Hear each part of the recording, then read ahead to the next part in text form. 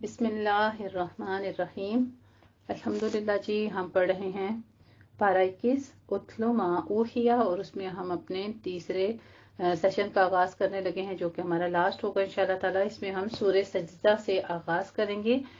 اور سورہ سجدہ جو ہے یہ 3 رکوعوں پر مشتمل ہے، ایک مختصر سی صورت ہے۔ ابتدائی دور کی مکی صورتوں کی طرح اس صورت کا ردھم بھی جو ہے وہ بہت تیز ہے، اور یہ نبی کریم صلی اللہ علیہ وآلہ وسلم کی محبوب صورتوں میں سے ہے۔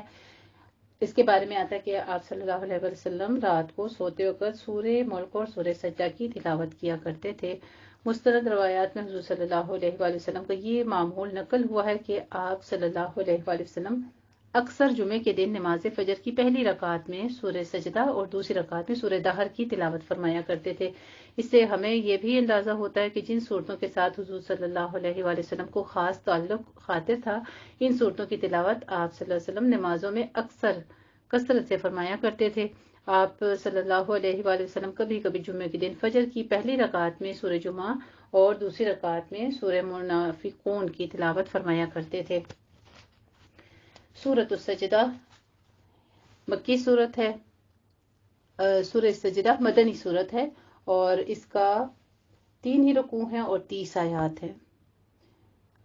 اچھا، اسے مکی مدنی دونوں طرح سے بیان کیا گیا ہے، انشاءاللہ تعالی اس کی وضاحت کرتے ہیں۔ سورہ سجدہ جو ہے یہ مکی ہے، اور اس کی 3 آیات ہیں اور 30 ہی رکوع ہیں۔ آغاز ہوتا ہے اللہ کے نام کے ساتھ، بسم اللہ الرحمن الرحیم،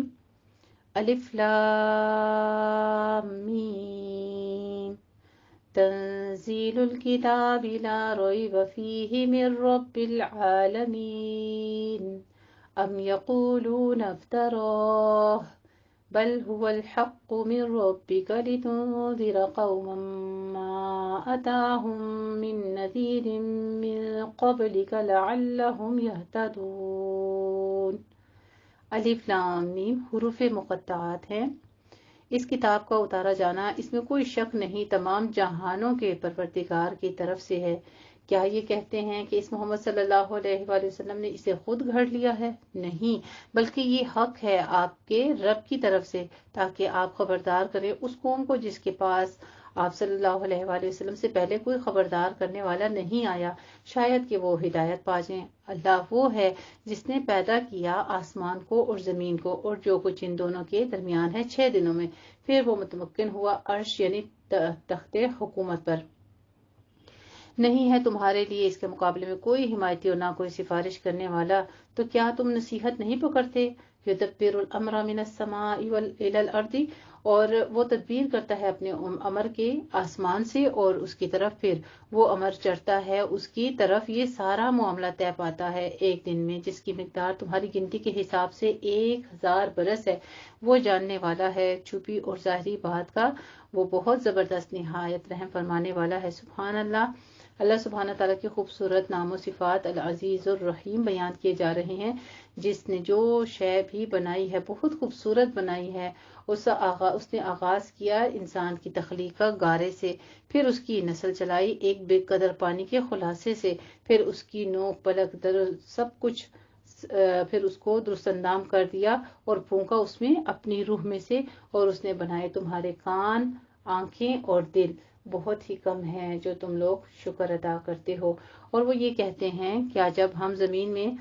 تحلیل ہو جائیں گے تو کیا پھر ہم ایک نئی خلقت میں ڈھالے جائیں گے؟ بلکہ حقیقت میں یہ لوگ اپنے رب کی ملاقات کے منکر ہیں۔ اے نبی کریم صلی اللہ علیہ وآلہ وسلم، آپ کہہ دیجئے کہ تمہیں قبض کر لے گا موت کا وہ فرشتہ جو تم پر مقرر کر دیا گیا ہے، پھر تم اپنے رب کی طرف لوٹا دیے جاؤ گے۔ اور کاش تم وہ منظر دیکھ سکو جب یہ مجرم کھڑے ہوں گے سر جھکائے ہوئے اپنے رب کے سامنے، اور کہہ رہے ہوں گے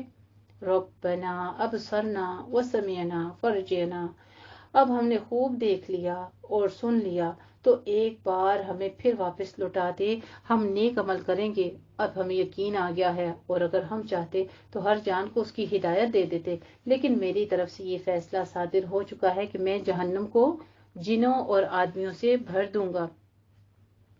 تو اب ان سے پھر اس وقت قیامت کے دن مجرموں سے کیا کہا جائے گا؟ تو اب مزہ چکھو آگ کا، اس لیے کہ تم نے آج کے دن کی ملاقات کو بھلائے رکھا۔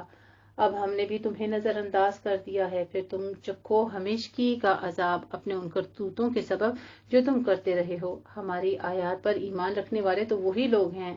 ایمان والوں کی صفات بیان کی جا رہی ہیں بڑی خوبصورت، اور وہ کیا ہیں؟ انما یؤمن بآیاتنا الذین اذا ذکروا بها خروا سجدا وسبحوا بحمد ربهم وهم لا یستکبرون۔ پھر ایک اور خوبی ان کے آگے بیان کی جاتی ہے۔ پہلے فرماتے ہیں کہ جب ان کے پاس نصیحت کی باتیں آتی ہیں، ہماری آیات، جب ایمان رکھنے والے تو وہی لوگ ہیں کہ جب ان کے ذریعے انہیں نصیحت کی جاتی ہے تو ان آیات کے سنتے ہی وہ کیا کرتے ہیں؟ وہ سجدے میں گر پڑتے ہیں اور اپنے پروردگار کی حمد کے ساتھ تسبیح بیان کرتے ہیں، اور وہ تکبر نہیں کرتے،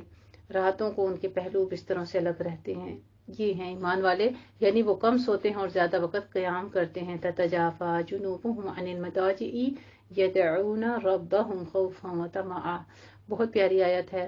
مجھے کم از کم عمل کے لحاظ سے بہت پسند ہے، اور میری بھی پوری کوشش یہی ہوتی ہے کہ اس پر عمل کیا جائے۔ ان تمام آیات پر ہم مومن ہیں، ہم اسی طرح سے اللہ کی جس آیت کو سنیں تو اس کے اوپر سجدہ و سجود سمعنا و اطعنا کر دیں۔ اور یہ ایمان والوں کی خوبی یہ بھی بیان کی جا رہی ہے کہ ان کے پہلو بستروں سے الگ رہتے ہیں اور وہ اپنے رب کو پکارتے رہتے ہیں خوف میں اور امید کی کیفیت سے، اور جو کچھ ہم نے انہیں دیا ہے اس میں سے ہماری رضا جوئی کے لیے خرچ کرتے ہیں، یعنی اللہ کے لیے خرچ کرتے ہیں، کسی پر احسان جتانے کے لیے، اپنی بڑائی کے لیے نہیں بیان کرتے۔ تو کوئی انسان نہیں جانتا کہ ان کی آنکھوں کی ٹھنڈک کے لیے کیا کچھ چھپا کر رکھا گیا ہے۔ کیا ہم جانتے ہیں کہ ہماری آنکھوں کی ٹھنڈک کے لیے چھپا کر پوشیدہ کیا چیز رکھی گئی؟ اللہ رب العزت نے تو سب کچھ بتا دیا قرآن میں، کہہ دیا کہ دنیا میں بھی دوبالا کر کے دے دے گا، 10 گنا بڑھا دے گا، پھر دنیا میں بھی کر دے گا، اور آخرت میں بھی ان کے لیے جنت کے باغات بھی ہیں، نعمتوں کا بھی تذکرہ۔ پھر ایک ایسی قرتی اعین جس کو کہا گیا ہے، من قرۃ اعین جس کو کہا گیا ہے، وہ کون سی ایسی خوشی ہے؟ وہ ہے اللہ سبحانہ و تعالیٰ کا دیدار۔ ان کے اعمال کے بدلے کے طور پر جو بھلا کوئی مومن ہے، کیا وہ اس کی مانند ہو جائے گا جو فاسق ہے؟ بھلا یعنی موازنہ کر رہے ہیں اللہ سبحانہ و تعالیٰ کہ کیا مومن اور فاسق برابر ہو سکتے ہیں؟ اور وہ دونوں ہرگز برابر نہیں ہو سکتے۔ اور وہ لوگ جو ایمان لائے اور جنہوں نے نیک عمل کیے تو ان کے لیے باغات ہیں ٹھکانے کے طور پر، یعنی ٹھکانہ کسے کہتے ہیں؟ جہاں پہ انسان جا کے بس ہمیشہ رہتا ہے، اور اس پر ابتدائی مہمانی نوازی کے طور پر ان کے اعمال کے بدلے میں۔ اور جن لوگوں نے نافرمانی کی ان کا ٹھکانہ آگ ہے، جب بھی وہ اس میں سے نکلنا چاہیں گے تو انہیں اسی میں لوٹا دیا جائے گا، اور ان سے کہا جائے گا کہ چکھو جب مزہ آگ کے عذاب کا جسے تم جھٹلایا کرتے تھے، اور ہم لازماً چکھا دیں گے انہیں مزہ چھوٹے عذاب کا بڑے عذاب سے پہلے، شاید کہ یہ لوگ پلٹ آئیں۔ یعنی دنیا میں چھوٹا عذاب کیا ہے؟ وہ چھوٹی چھوٹی مشکلات، مصیبتیں، پریشانیاں، پھر آخرت کے دن تو بڑا عذاب ہے جو کہ کسی صورت میں نہیں ہٹایا جائے گا۔ وَمَنْ أَظْلَمُ مِمَّنْ ذُكِّرَ بِآيَاتِ رَبِّهِ، سب سے بڑا ظالم کون ہوگا؟ اس سے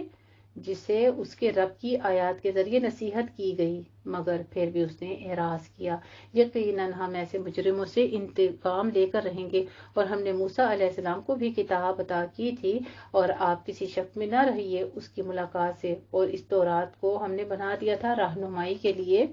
بنی اسرائیل کی، اور ہم نے ان میں سے ایسے امام اٹھائے جو ہمارے حکموں سے لوگوں کو ہدایت کرتے تھے، جبکہ انہوں نے صبر کی روش اختیار کی تھی۔ تو کسی تک اللہ کے حکم پہنچانے کے لیے کیا ہے؟ پھر بتایا جا رہا ہے کہ صبر کی روش اختیار کرنی ہوگی،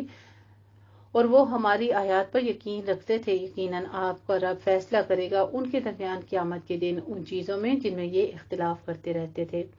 کیا اس بات نے انہیں ہدایت نہ دی کہ ان سے پہلے ہم کتنی ہی قوموں کو ہلاک کر چکے ہیں جن کے مساکن میں یہ گھومتے پھرتے رہتے ہیں؟ یقیناً اس میں بڑی نشانیاں ہیں، تو کیا یہ لوگ سنتے نہیں؟ کیا انہوں نے دیکھا نہیں کہ ہم پانی کو وہاں کر لے جاتے ہیں بے آب ہو گیا زمین کی طرف، پھر ہم اس سے کھیتی اگاتے ہیں جس میں سے یہ کھاتے ہیں ان کے مویشی بھی اور وہ خود بھی، تو کیا یہ لوگ دیکھتے نہیں؟ افلا یبصرون، پھر کیا یہ لوگ دیکھتے نہیں؟ تو دیکھنا کیسا ہے؟ نور بصارت کے ساتھ، غور و فکر کے نظریے سے دیکھنے کا حکم ہو رہا ہے۔ الحمدللہ جی، یہاں پہ آیت نمبر 27 سورہ سجدہ پر ہماری جو ہے پارہ ثلث تکمیل ہو رہا ہے، لیکن آگے ہم کنٹینیو کریں گے اپنا لاسٹ سیشن۔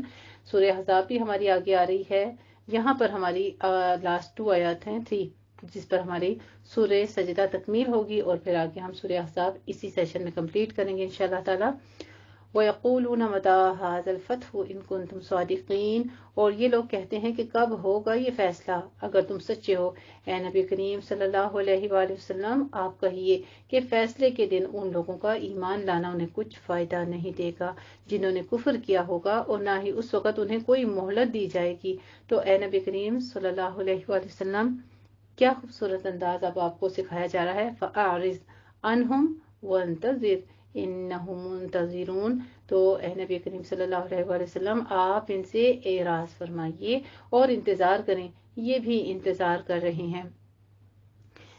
یعنی قیامت کے وقت اور موت کے وقت ایمان لانا جو ہے یہ قابل قبول نہیں ہے، یہ واضح طور پر بتا دیا گیا ہے۔ تو زندگی میں جب آج مہلت ملی ہے، اس کے بارے میں کہہ دیا کہ آج انہیں جو مہلت ملی ہے اس میں اگر وہ توبہ کر لیں تو یہ ان کے لیے مفید ہو سکتی ہے، لیکن موت کے آثار ظاہر ہوتے ہی یہ مہلت ختم ہو جاتی ہے۔ اللہ رب العزت زندگی میں ہر لمحہ اپنے سے استغفار کرنے والا بنا دے اور وہ اعمال صالحہ کرنے والا بنا دے جس پر وہ راضی رہے، اور ان تمام کاموں سے ہمیں اعراض کرنے والا بنا دے جو کہ اللہ رب العزت ناپسند فرماتے ہیں۔ آمین یا رب العالمین۔ الحمدللہ جی، اس کے ساتھ ہی سورہ سجدہ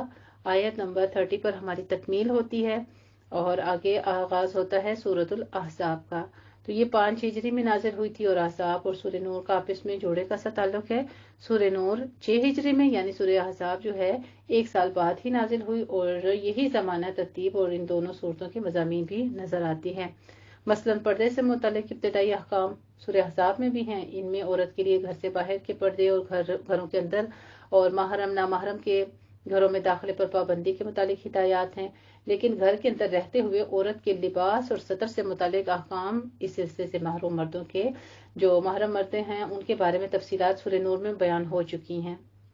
اب یہاں پر ہمیں کچھ اور بھی تلقین کی جا رہی ہے مزید وضاحت کے طور پر۔ تو ابتدائی آیات میں مضامین کی ترتیب کے حوالے سے اس صورت کا اسلوب سورہ توبہ سے ملتا جلتا ہے۔ سورہ توبہ کی طرح سورہ احزاب کے آغاز میں بھی ایک اہم مضمون کا ذکر کیا گیا ہے، لیکن چند ابتدائی آیات جو ہیں وہ کیا ہیں، موضوع اس میں وہ چینجنگز ہیں، یعنی تبدیل کر دی گئی ہیں۔ یہ اہم مضمون جس کے اس صورت کا آغاز ہو رہا ہے وہ ہے حضرت نبی کریم صلی اللہ علیہ وآلہ وسلم کے منہ بولے بیٹے حضرت زید بن حارثہ رضی اللہ تعالیٰ عنہ کے معاملے، اور حضرت محمد صلی اللہ علیہ وآلہ وسلم کے ساتھ حضرت زینب بنت حبش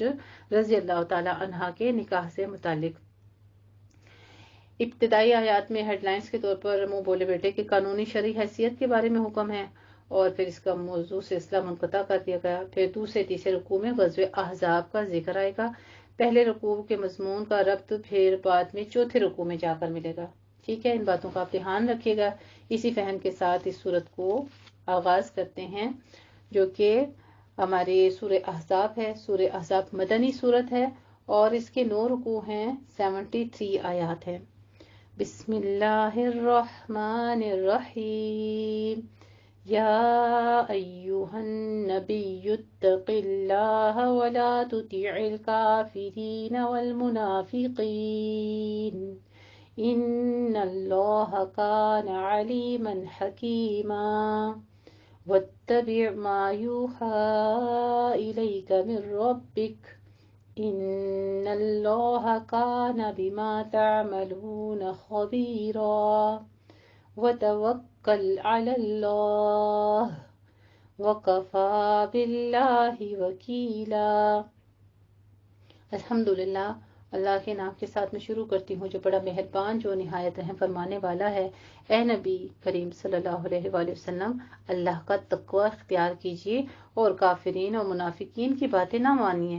یقیناً اللہ سب کچھ جاننے والا ہے، کمال حکمت ہے۔ سبحان اللہ۔ اللہ سبحانہ تعالیٰ کے خوبصورت نام و صفات علیم حکیمہ بیان کی جا رہی ہیں، اور آپ پیروی کیجئے اس ہدایات کی جو آپ کی طرف وحی کی جا رہی ہے آپ صلی اللہ علیہ وآلہ وسلم کے رب کی جانب سے۔ یقیناً اللہ ان سب باتوں سے باخبر ہے جو کچھ تم کرتے ہو۔ پھر ایک بار تاکیدی نوٹس دیا جا رہا ہے، جو کچھ بھی تم کرتے ہو اللہ اس سے خبردار ہے۔ تو دن بھر میں یہ آیات مبارکہ، اس آیت کو اپنے اندر کتنی بار لے کر آنا ہے؟ ہر کام کے وقت، ٹھیک ہے؟ کسی سے بات کرتے وقت، گھر کے کام کرتے وقت، کہیں شاپنگ جاتے وقت، اور تمام جتنے چھوٹے بڑے معاملات اپنے گھر والوں کے سے پیش آتے ہیں، نماز پڑھتے وقت، اسی طرح سے ذکر اذکار کرتے وقت، قرآن کلاس لیتے وقت، باقی جتنے بھی معمولات ہیں کہ اللہ ہر چیز سے جو عمل میں کر رہی ہوں، جو کام میں کر رہی ہوں، اللہ خبردار ہے، کیونکہ اللہ پر بھروسہ کرنا چاہیے ایمان والوں کو، اور اللہ تعالیٰ ایسوں کے ساتھ کافی ہو جاتا ہے جو اللہ پر توکل کرتے ہیں۔ بس آپ اللہ پر توکل کیجئے اور اللہ تعالیٰ کافی ہے توکل کے لیے۔ اللہ نے کسی شخص کے سینے میں دو دل نہیں رکھے، اور نہ اس نے تمہاری ان بیویوں کو تمہاری مائیں بنایا ہے جن سے تم زہار کر بیٹھے ہو، اور نہ ہی اس نے تمہارے منہ بولے بیٹوں کو تمہارے بیٹے بنایا ہے، یہ سب تمہارے اپنے منہ کی باتیں ہیں۔ دل سے مراد یہاں پہ دو دل جو ابھی تذکرہ آ گیا ہے کہ ہر انسان کا، آپ دیکھیں کہ ہم کسی کو اپنا گردہ وغیرہ جو ہے وہ ٹرانسفر کر سکتے ہیں، آئز ڈونیٹ کر سکتے ہیں، اسی طرح سے اور جسم کے اعضاء جو ہیں وہ بھی ہو سکتے ہیں، لیکن دل جو ہے اگر آپ کی باڈی میں سے جب اس کو نکال دیا جاتا ہے تو سارا سسٹم ختم، پھر انسان ختم ہو جاتا ہے۔ تو یہاں پہ ایک تذکرہ آتا ہے کہ جس شخص نے کہا تھا کہ میرے اندر تو دو دل ہیں اور میں زیادہ کیوں، آپ صلی اللہ علیہ وسلم کی نرم دلی کے بارے میں اللہ رب العزت نے بتا دیا تھا کہ آپ بہت نرم دل بھی ہیں اور آپ صدیق بھی ہیں، جہاں پہ آپ کی خوبیاں آئی تھیں تو اس نے یہاں پہ کہا تھا، مجادلہ ہوا تھا، تو اس وقت آگی بات کہ دو دل کسی کے اندر بھی نہیں ہے، دل ایک ہی پیدا کیا ہے اللہ رب العزت نے، کسی کے اندر جو ہے دو دل کا سوال ہی نہیں پیدا ہوتا۔ قرآن مجید اس بات کی تصدیق کر رہا ہے کہ اللہ نے تم میں سے کسی کے اندر دو دل پیدا نہیں کیے، صرف ایک دل ہے۔ پھر یہاں پہ سورہ مجادلہ میں یہ تذکرہ ڈیٹیل کے ساتھ آئے گا، انشاءاللہ تعالی ہم آگے پڑھیں گے 28ویں بارے میں۔ یہاں پہ اس کے بارے میں کچھ تلقین ہے کہ جن کے ساتھ تم زہار کر بیٹھے ہو وہ تمہاری مائیں نہیں ہوتی، اور جن کو منہ بولے بیٹے بنا لو وہ تمہارے بیٹے نہیں ہوتے، اور اللہ حق کہتا ہے اور وہی سیدھے راستے کی طرف ہدایت دیتا ہے، لہٰذا انہیں پکارا کرو ان کے باپوں کی نسبت سے،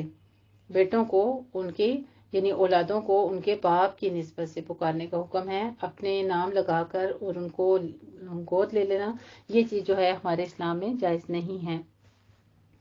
یہ زیادہ مبنی اور بدانصاف ہے اللہ کے نزدیک۔ اور اگر یعنی یہ جو قانون بتایا گیا ہے دیکھنے کو تو ظاہری طور پر ایک چھوٹی سی بات ہے، لیکن اس میں وراثت کے بہت سارے احکام آ جاتے ہیں، اور پھر اور بہت سارے معاشرتی احکامات ہیں جو اس کے بیچ میں انکلوڈڈ ہیں، اس لیے بہت غور فکر کرنے چاہیے۔ ہمارے معاشرے میں یہ بات عام ہے آج بھی کہ بچے گود لے لیے جاتے ہیں اور ان کو پال کر پھر ان کی شادیاں کر دی جاتی ہیں، ایون کہ نکاح نامہ وغیرہ پر یا اسکول میں ڈاکومنٹس میں ہر چیز کے اوپر پھر جو پیرنٹس گود لیتے ہیں وہ اپنا نام ہی انٹر کرواتے ہیں۔ تو یہاں پہ حکم کیا ہو رہا ہے کہ جو آبائی ان کے والدین ہوں، حقیقی والد ہو، اس کا ہی نام لکھا جائے،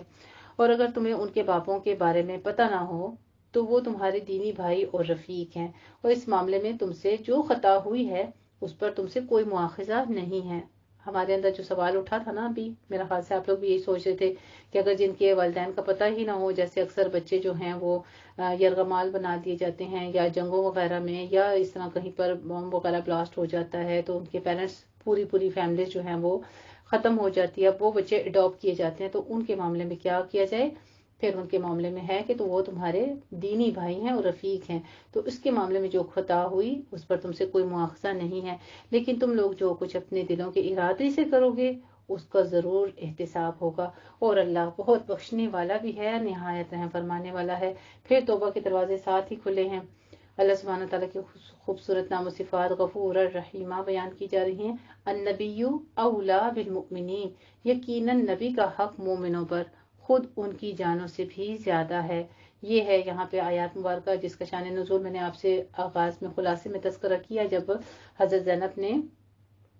رشتے سے انکار کیا، پھر اس کے بارے میں تذکرہ ہوا کہ نبی کا حق کیا ہے، مومنوں پر تمہاری جانوں سے بھی زیادہ ہے، اور نبی کریم صلی اللہ علیہ وآلہ وسلم کی بیویاں ان کی مائیں ہیں، اور رحم رشتے رکھنے والے اللہ کی کتاب کے مطابق مومنین مہاجر کی نسبت ایک دوسرے کے زیادہ حقدار ہیں، سوائے اس کے کہ تم لوگ اپنے دوستوں کے ساتھ حسن سلوک کرنا چاہو۔ یہ سب باتیں پہلے سے کتاب میں تمہیں بیان ہو چکی ہیں، یہ لکھی ہوئی ہیں، اور یاد کرو جب ہم نے انبیاء سے ان کا عہد لیا تھا اور آپ صلی اللہ علیہ وآلہ وسلم سے بھی، اور نوح علیہ السلام اور ابراہیم علیہ السلام، موسیٰ اور عیسیٰ ابن مریم علیہ السلام سے بھی، تو ان سب نے ہم سے بڑا گاڑھا قول اور قرار کیا تھا، بڑا پکا وعدہ کیا تھا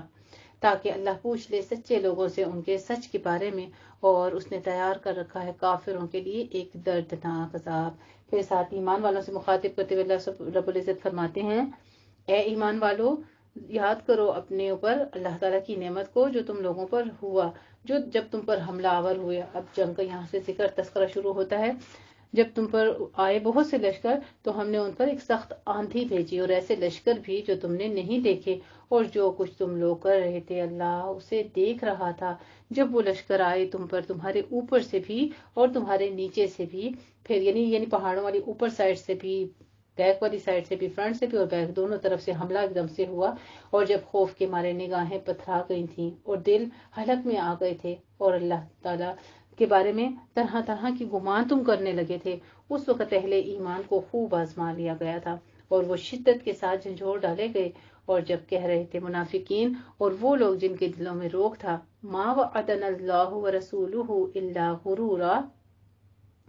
کہ نہیں وعدہ کیا تھا ہم سے اللہ نے اور اس کے رسول نے مگر دھوکے کا، ایک جھوٹا وعدہ کیا تھا۔ اور جب ان میں سے ایک گروہ نے کہا کہ اے اہل یثرب، اب تمہارا کوئی ٹھکانہ نہیں، جب چنانچہ تم لوٹ جاؤ، اور ان میں سے ایک گروہ نبی کریم صلی اللہ علیہ وآلہ وسلم سے اجازت طلب کر رہا تھا، وہ کہہ رہے تھے کہ ہمارے گھر غیر محفوظ ہیں، حالانکہ وہ غیر محفوظ نہیں تھے، یعنی یہ منافقت تھی ان کی، کہ جیسے ہی دیکھا کہ اب وہاں پہ حملہ کثیر تعداد میں ہو چکا ہے تو پیچھے سے اہل و عیال کے بہانے بنا کے اور واپس لوٹنے کی خاطر، حالانکہ اللہ رب العزت فرماتے ہیں کہ وہ غیر محفوظ نہیں تھے، حقیقت میں وہ کچھ نہیں چاہتے تھے سوائے فرار کے، اور اگر کہیں ان پر دشمن گھس آئے ہوتے مدینے کی طرف سے، پھر ان سے مطالبہ کیا جاتا فتنے ارتداد کا، تو وہ اسے قبول کر لیتے اور اس میں بالکل توقف نہ کرتے مگر تھوڑا سا، حالانکہ اس سے قبل وہ اللہ سے وعدہ کر چکے تھے کہ وہ کبھی پیٹھ نہیں دکھائیں گے، اور اللہ سے کیے گئے عہد کی باز پرس تو ہوئی ہے۔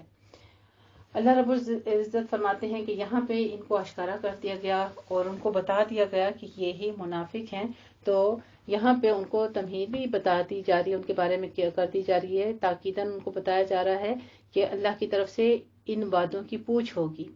اے نبی کریم صلی اللہ علیہ وآلہ وسلم، ان سے کہہ دیجئے کہ تمہارا یہ بھاگنا تمہیں کوئی فائدہ نہیں پہنچائے گا، اگر تم لوگ موت کے یا قتل سے بھاگ رہے ہو، اور اگر بھاگو گے تب بھی تمہیں زندگی کے ساز و سامان سے فائدہ نہیں اٹھا سکو گے مگر تھوڑا سا۔ آپ صلی اللہ علیہ وآلہ وسلم کہہ دیجئے کہ کون ہے وہ جو تمہیں اللہ سے بچا سکتا ہے اگر وہ ارادہ کرے تمہارے ساتھ نقصان کا، یا اس کی رحمت کو روک سکتا ہے کوئی اگر وہ ارادہ کرے تمہارے ساتھ رحمت کا، اور یہ لوگ نہیں پائیں گے اپنے لیے اللہ کے مقابلے میں کوئی حمایتی اور نہ ہی کوئی مددگار۔ قد یعلم اللہ المعوقین منکم، اللہ خوب جانتا ہے تم میں سے ان لوگوں کو جو روکنے والے ہیں اور اپنے بھائیوں سے یہ کہنے والے ہیں کہ ہماری طرف آ جاؤ، اور وہ نہیں آتے جنگ کی طرف مگر بہت تھوڑی دیر کے لیے۔ اے مسلمانوں، تمہارا ساتھ دینے میں یہ سخت بخیل ہیں، تو جب خطرہ پیش آ جاتا ہے تو اے نبی کریم صلی اللہ علیہ وآلہ وسلم، آپ ان کو دیکھتے ہیں کہ وہ آپ کی طرف اس طرح تاک رہے ہوتے ہیں کہ ان کی آنکھیں گردش کرتی ہیں اس شخص کی آنکھوں کی طرح جس پر موت کی غشی طاری ہو گئی ہو، یعنی جنگ کو جب حکم ہوتا ہے تو اپنی آنکھیں ایسے ایسے گھمانے لگ پڑتے جیسے کہ کسی کے اوپر موت کی غشی طاری ہو۔ پھر جب خطرہ ٹل جاتا ہے، جاتا رہتا ہے، تو وہ تم لوگوں پر چڑھ دوڑتے ہیں اپنی تیز زبانیوں سے لالچ کرتے ہوئے مال پر، یعنی جب مال غنیمت جو ہے وہ ملتا تھا تو اس وقت آ جاتے تھے کہ اب ہمیں بھی دو اس میں حصہ۔ یہ وہ لوگ ہیں جو حقیقت میں ایمان نہیں لائے، تو اللہ نے ان کے اعمال ضائع کر دیے، اور یہ اللہ پر بہت آسان ہے۔ وہ لشکروں کے بارے میں سمجھتے ہیں کہ ابھی وہ گئے نہیں ہیں، اور اگر لشکر دوبارہ حملہ آور ہو جائیں تو ان کی خواہش ہوگی کہ وہ بدوؤں کے ساتھ صحرا میں رہ رہے ہوتے اور وہیں سے تمہاری خبریں معلوم کرتے رہتے، اور اگر وہ تمہارے درمیان رہتے تو قتال نہ کرتے مگر بہت ہی تھوڑے۔ لقد كان لكم في رسول الله اسوة حسنة لمن كان يرجو الله واليوم الآخر وذكر الله كثيرا۔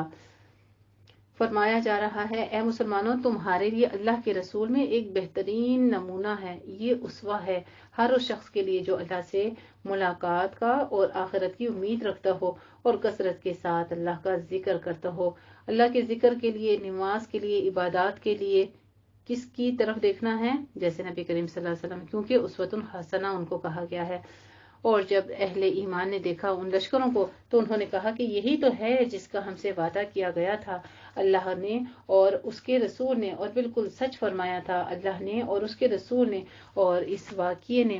ان میں سے کسی بھی شے کا اضافہ نہیں کیا مگر ایمان اور فرما برداری کا۔ اہل ایمان میں وہ جوان جو مرد لوگ بھی ہیں جنہوں نے سچا کر دکھایا وہ عہد جو انہوں نے اللہ سے کیا تھا، بس ان میں سے کچھ تو اپنی نظر پوری کر چکے اور ان میں سے کچھ انتظار کر رہے ہیں، اور انہوں نے ہرگز کوئی تبدیلی نہیں کی تاکہ اللہ سچوں کو ان کی سچائی کا پورا پورا بدلہ دے دے، اور منافقین کو چاہے تو عذاب دے دے اور چاہے تو ان کی توبہ قبول کر لے، کیونکہ ان اللہ کان غفور الرحیم، یقیناً اللہ تعالیٰ بہت بخشنے والا نہایت رحم فرمانے والا ہے۔ اللہ سبحانہ تعالیٰ کی خوبصورت نام و صفات غفور الرحیم بیان کی جا رہی ہیں۔ اور ورد اللہ الذین کفروا، اور لوٹا دیا اللہ تعالیٰ نے کافروں کو ان کے غصے کے ساتھ ہی، وہ کوئی کامیابی حاصل نہ کر سکیں گے، اور اللہ کافی رہا اہل ایمان کی طرف سے قتال کے لیے، اور یقیناً اللہ تعالیٰ بڑی طاقت والا ہے، سب پر غالب ہے۔ سبحان اللہ۔ اللہ رب العزت کی خوبصورت نام و صفات قویًا عزیزہ بیان کی جا رہی ہیں۔ وَأَنزَلَ الَّذِينَ ظَاهَرُوهُم مِّنْ أَهْلِ الْكِتَابِ، اور اللہ نے اتار لیا اہل کتاب میں سے ان لوگوں کو جنہوں نے ان مشرکین کی مدد کی تھی ان کے قلعوں سے، اور ان کے دلوں میں اس نے رعب ڈال دیا۔ تو اب ان میں سے کچھ تو تم کو قتل کر رہے ہیں اور کچھ کو تم قیدی بنا رہے ہو، اور اس نے تمہیں وارث بنا دیا ان کی زمینوں میں، ان کے گھروں میں، ان کے اموال کا اور اس زمین کا بھی جس پر ابھی تم نے قدم نہیں رکھا، اور اللہ ہر چیز پر قادر ہے۔ یا ایھا النبی قل لازواجک ان کنتن تردن الحیاۃ الدنیا، اے نبی کریم صلی اللہ علیہ وآلہ وسلم، آپ اپنی بیویوں سے کہہ دیجئے کہ اگر تم دنیا کی زندگی اور اس کی زینت چاہتی ہو تو آؤ میں تمہیں کچھ معلومات دے کر اچھے طریقے سے رخصت کر دوں۔ وَإِن كُنتُنَّ، اور اگر تم چاہتی ہو اللہ اور اس کے رسول اور آخرت کی غالب یعنی طالب ہو، تم اسی طرح سے ان کی طلبگار ہو اور چاہتی ہو کہ وہ تمہارے لیے غالب ہو جائے، تو اطمینان رکھو، اللہ نے تم جیسی نیک خواتین کے لیے اجر عظیم تیار کر رکھا ہے۔ سبحان اللہ۔ یہ تھی امہات المومنین جن کے لیے اللہ رب العزت نے اجر عظیم تیار رکھا، کیونکہ انہوں نے آپ صلی اللہ علیہ وآلہ وسلم کی قربت کو، آپ کی زوجیت کو پریفر کیا تھا، اور اپنے اوپر دنیا کی نفسانی خواہشات کو حاوی نہیں کیا، ان کو غالب نہیں آنے دیا تھا۔ سبحان اللہ۔ یا نساء النبی جی من یأتی منکن بفاحشہ، جب امہات المومنین نے اس بات کا ثابت قدمی کا ظاہر کر دیا، اس کے بعد پھر آیات مبارکہ نازل ہوئیں، کچھ مزید احکام جو تھے جو مخصوص ان کے لیے بھی کیے گئے، اور پھر تمام مومن عورتوں کے لیے بھی، اے نبی کی بیویوں، تم میں سے کوئی بھی جب بالفرض کسی کھلی بے حیائی کا ارتکاب کرے گی، اسے دگنا عذاب دیا جائے گا۔ ڈرایا جا رہا ہے کیونکہ اب وہ مختص ہو گئی تھیں، وہ چنی ہوئی تمام مخلوقات میں سے چنی ہوئی خواتین بن گئی تھیں، تو پھر ان کے لیے عذاب بھی دگنا۔ وَكَانَ ذَلِكَ عَلَى اللَّهِ يَسِيرًا، اور یہ اللہ پر بہت آسان ہے، یعنی اللہ رب العزت نے ہر طرح سے جو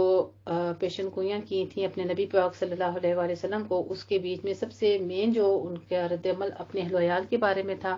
اور پھر اس آیت کے نزول کے وقت حضرت محمد صلی اللہ علیہ وسلم کی نکاح میں 4 بیویاں تھیں، حضرت سعودہ رضی اللہ تعالیٰ عنہ، حضرت عائشہ رضی اللہ تعالیٰ عنہ، حضرت حفصہ اور حضرت ام سلمہ رضی اللہ تعالیٰ عنہ۔ ابھی حضرت زینب رضی اللہ تعالیٰ عنہ سے حضور صلی اللہ علیہ وسلم کا نکاح نہیں ہوا تھا۔ روایات کے مطابق حضور صلی اللہ علیہ وسلم نے سب سے پہلے یہ بات حضرت عائشہ صدیقہ رضی اللہ تعالیٰ عنہ کے سامنے رکھی تھی، اور ان سے فرمایا تھا کہ اس معاملے میں اپنے والدین کی رائے لے لو، پھر فیصلہ کرو کہ کچھ معلومات دے کر آپ کو رخصت کر دوں یا پھر آپ اللہ کے فیصلے کے مطابق رہنا چاہتی ہیں۔ انہوں نے بلا توقف عرض کیا، کیا یہ معاملہ میں اپنے والدین سے پوچھوں؟ میں تو اللہ اور اس کے رسول اور دار آخرت کی طالب ہوں۔ اس کے بعد حضور صلی اللہ علیہ وآلہ وسلم نے باقی تمام ازواج مطہرات رضی اللہ تعالیٰ عنہن میں سے ایک ایک کے پاس جا کر یہی بات فرمائی، اور ہر ایک نے وہی جواب دیا جو حضرت عائشہ صدیقہ رضی اللہ تعالیٰ عنہا نے دیا تھا، اور یوں سب ازواج مطہرات رضی اللہ تعالیٰ عنہن نے اپنے مطالبات سے دستبردار ہونے کا فیصلہ کر لیا۔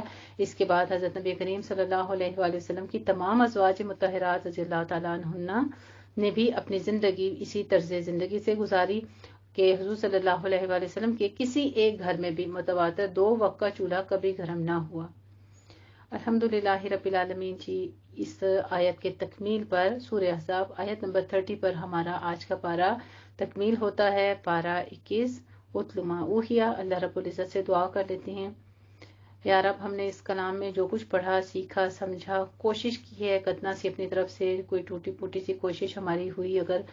اے رب العزت اس میں جو غلطی خطا کوتاہی ہم سے ہو گئی ہے مجھ سے جو آپ تک پہنچانے میں غلطی سزا ہوئی ہے اے رب العالمین اس کو معاف فرماتے ہوئے اپنی بارگاہ میں مقبول فرما لے اور ہماری اس غلطی کو ہماری اس جنبش کو